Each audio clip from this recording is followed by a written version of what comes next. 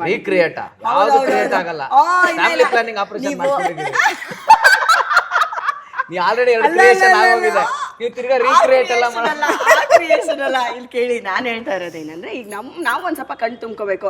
ನೀವೇನು ರವಿಚಂದ್ರನ್ ಸರ್ ತರ ಪ್ರಪೋಸ್ ಮಾಡ್ತೀರಾ, ಆಮೇಲೆ ಯಾರು ಅನಂತ್ ನಾಗ್ ಸರ್ ತರ ಪ್ರಪೋಸ್ ಮಾಡ್ತೀರಾ, ಅಥವಾ ನೋಡೋಣ ಅದು ಒಂದ್ ಸ್ಟೈಲ್ ಅಲ್ಲಿ ಬರ್ಬೇಕಪ್ಪ. ಸ್ಟೇಜ್ ಅಲ್ಲಿ ಇದ್ದೀನಿ. ಅದು ಆಮೇಲೆ ಲಾಸ್ಟ್ ಸ್ಟೇಜಿಗೆ ಬರೋಣ. ಅವ್ರು ಇಲ್ಲಿವರೆಗೂ ಫ್ಲವರ್ಸ್ ತಂದ್ಕೊಟ್ಟಿಲ್ಲ, ಅದಕ್ಕೆ ನಾನು ಇವಾಗ ಕೊಡಿಸ್ತಾ ಇದ್ದೀನಿ. ಈಗ ಅದಕ್ಕೆ ಈಗ ಅದು ಹೆಂಗೆ ಪ್ರಪೋಸ್ ಮಾಡ್ತಾರೆ ನಾನು ನೋಡ್ಲೇಬೇಕು. ಪ್ಲೀಸ್ ನಮ್ ವೀಕ್ಷಕರಿಗೋಸ್ಕರ. ನನ್ಗೇನ್ ಗೊತ್ತಾ, ನಾನು ಸರ್ದೊಂದು ಡೈಲಾಗ್ ಇದೆ ಗೊತ್ತಾ, ಓ ಭ್ರಮೆ, ಅದ್ ಹಾಕೊಳ್ಳಿ. ಭ್ರಮೆ ಹಾಕೋಣ ಅದೆಲ್ಲ. ಆದ್ರೆ ಅದಕ್ಕೆ ಮುಂಚೆ ಈಗ ನೀವು ಯಾರು ಸರ್, ರಾಜ್ಕುಮಾರ್ ಸರ್ ಅಪ್ಪಾಜಿ ಅವ್ರದ್ದು ಸ್ಟೈಲ್ ಅಲ್ಲಿ ಮಾಡ್ತೀರಾ, ಅಥವಾ ನನ್ನ ಸರ್ ಯಾವ್ದಾದ್ರು ಓಕೆ ಯಶೋ. ಇವಾಗ ನಾನು ಇದನ್ನ ನೋಡ್ಲೇಬೇಕು, ನಮ್ಮ ವೀಕ್ಷಕರು ಇದನ್ನೆಲ್ಲ ನೋಡ್ಲೇಬೇಕು.